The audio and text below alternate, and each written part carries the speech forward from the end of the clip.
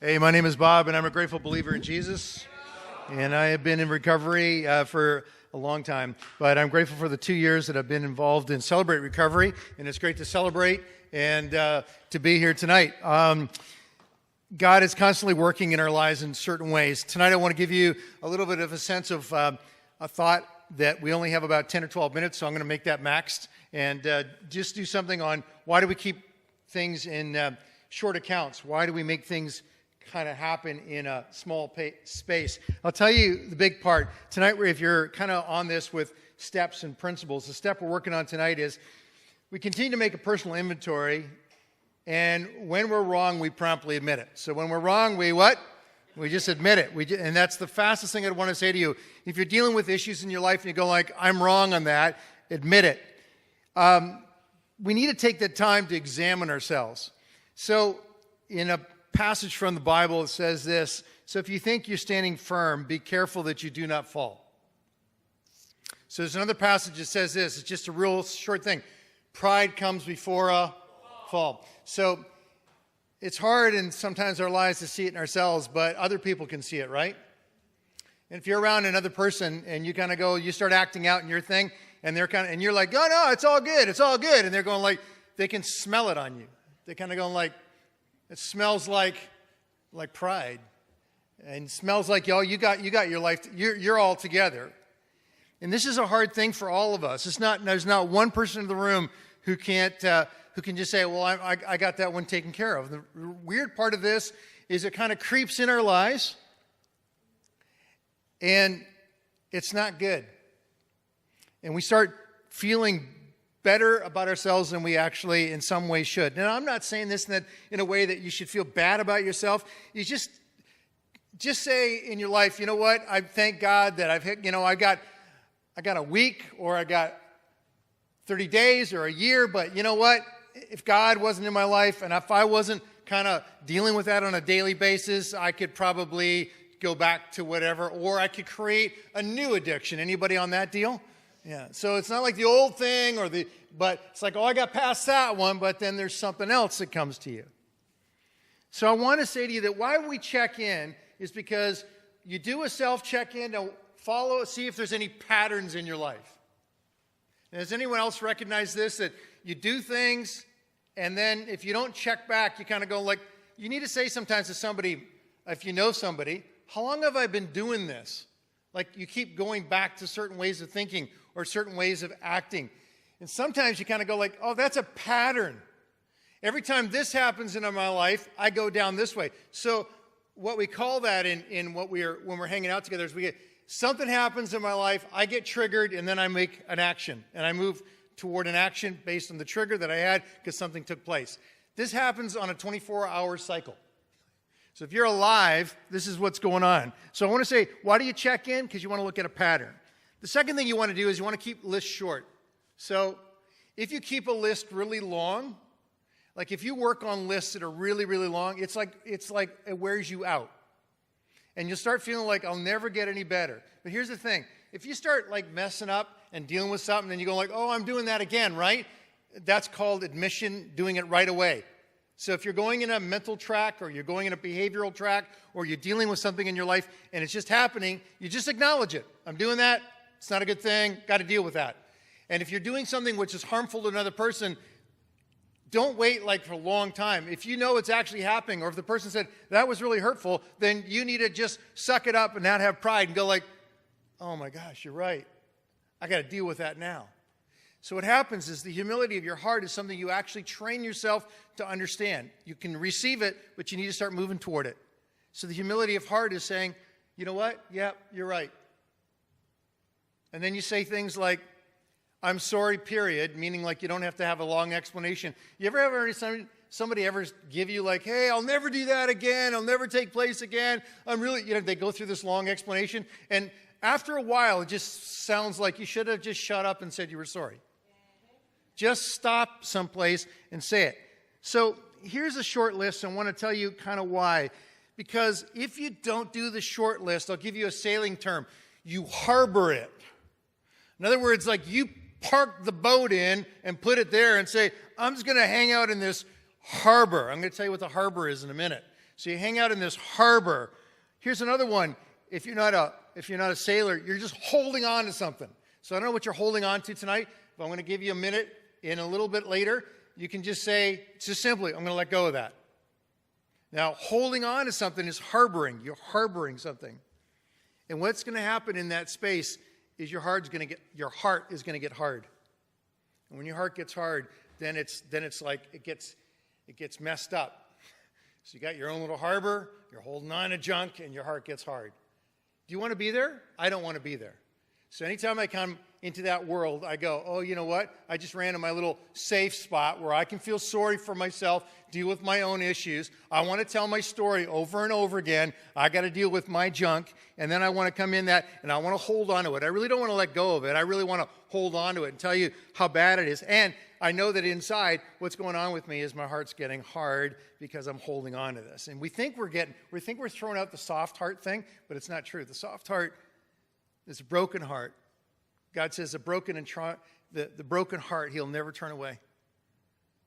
So no one ever in the room ever feel bad for like, oh man, I really screwed up. And it hurts in here and it comes out, squirts out your eyes. That's okay. It's like, that wasn't good, was it? No. Because it's starting to say, I got a soft heart.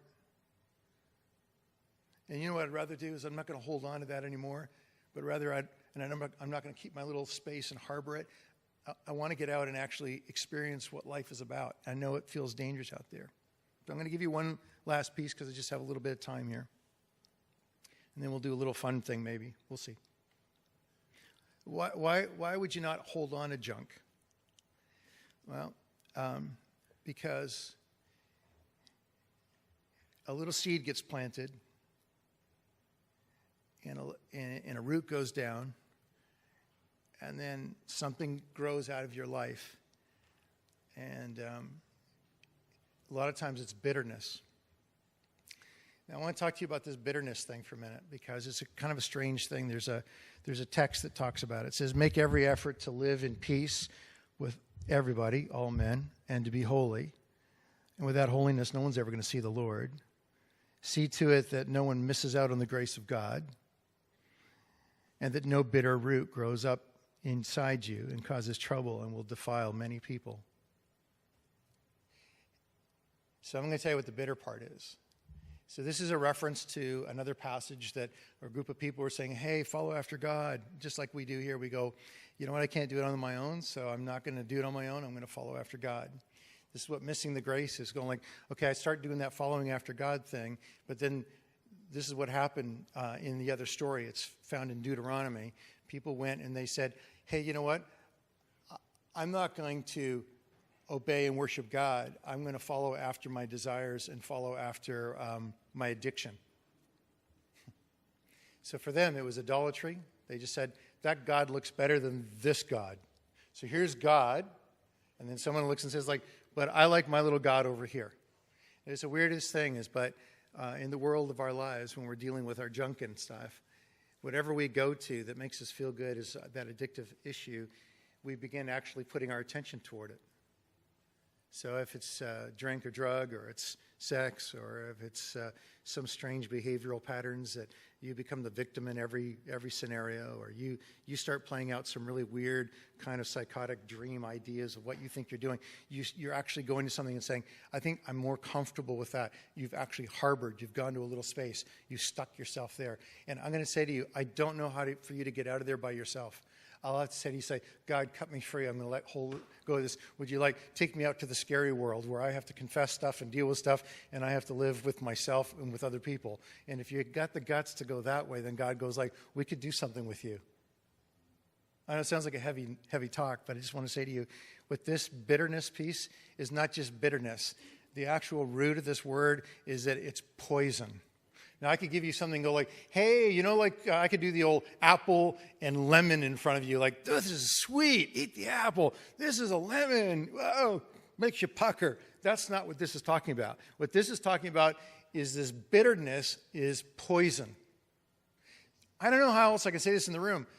We got a few minutes here. Everybody dealing with stuff in our lives that are dealing with things that are not healthy for us and not healthy for other people. It's just poison, right? It will kill you. And around here we want to say to people all the time, stay away from the stuff that's going to kill you. So we should do this daily, every day. And one thing I do every day, it's kind of a weird little thing, but you know, I look to the east when the sun comes up. So the west, sun's going down there, so we're over east over here, and I just say, thank you, God, for the gift of the day, and the sun is shining in my face, and I'm really grateful for that. And I go, God, just thank you. And I open up and I receive.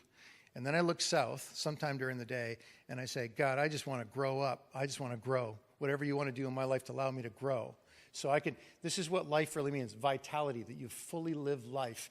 And there are moments in my day where I kind of go like that. I feel alive. And I want you, what happens when you get out of addiction is you just feel more alive. But the trick is addiction will tell you that, no, you feel more alive when you're doing whatever.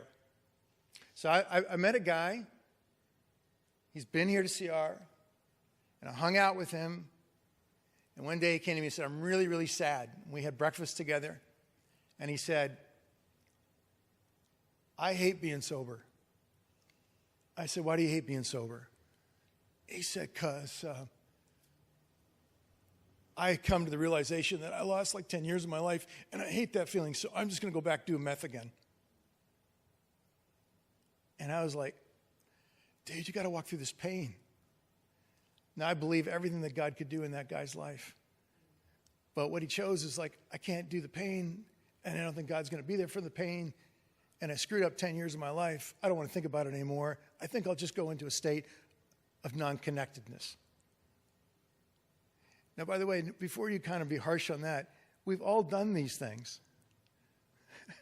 We were just talking, we were hanging around a table today, and it's summertime, and I grew up in my world was like, you have a bad day, eat ice cream. That was like my theme in life, right? Here's another theme I had. Have a good day, eat ice cream. It doesn't matter what kind of day you have, eat ice cream. That was my thing. When I was like a little kid, I tried to figure this out one time. When I was a little kid, I was really sick. And I had a really strange blood disease. And some of you don't know this, but as a little kid, I had to have a complete blood transfusion. So when it's different than how they did it now, because the people around my life, I was living in South America, and they couldn't do this, so they actually hooked me up to another guy, and they pumped all the blood out of my little body and put all the blood from his body into my body. And it took him 2 days to recovery, and I was up running around right away. But I was like a little kid, and I didn't grow very fast because my blood was all screwed up. But then I started growing.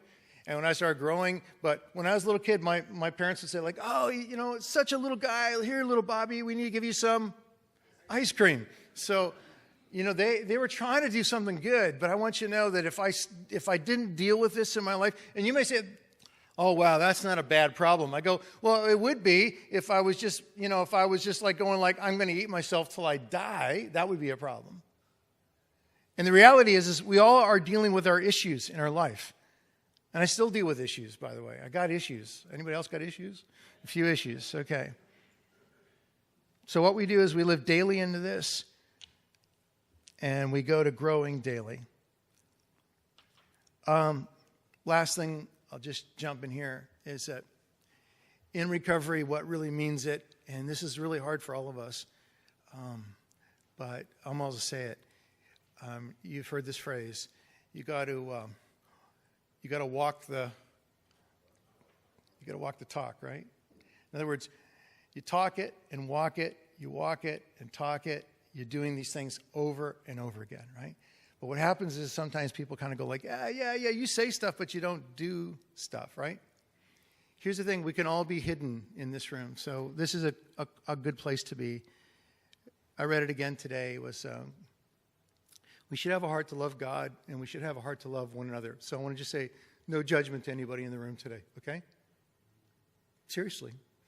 I don't care. I don't care where you are, what's happening in your life. We're just no judgment here tonight. We want to introduce you to the love of God, and we'd like you to be able to love yourself and love another person. Just receive it from another person. There's kindness, and there's something sweet about that. I ran it. We got no more time. I just don't want you to be filled up with poison. It's summertime. You should be living life to the fullest. So God, where poison has crept into our life, no matter how hard it is, we release it again tonight. We release the thought patterns. We release the hunger and the desire for something other than you. We release the desire to go and fulfill our dream or our heart or our numbness by trying to find another way out. It could be food, it could be a drug, it could be a drink, it could be sex, it could be 100 things. But you know us right now.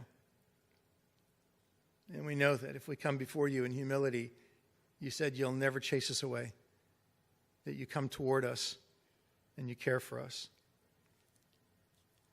So with your eyes closed, just your mind there. I know I'm not going to ask anybody to do anything weird.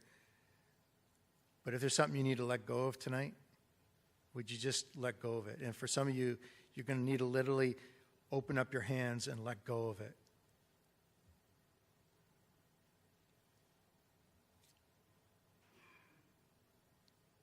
I know there are people here doing serious work, God. And some are going, I want to let go of it, but I keep picking it up. I keep going back to where I've been. So in Jesus' powerful name, I pray for the renewal of the mind.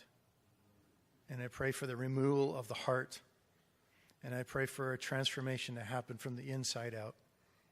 I pray this in Jesus' name. Amen. It's good to have you here. The best important part is that we go group now. When you go to group, there's some basic things. We get to, go on. Okay. I just haven't, I've never slept with a woman in 18 years. Yeah. Yeah. But I've got my All right. issues. All right, buddy. I'm going to return it. Well, I'm glad for your honesty. Aren't we glad for your honesty? Yes, we're good. Good. Yeah, we'll applaud your honesty. We're going to go to group right now. Just let me tell you what group is.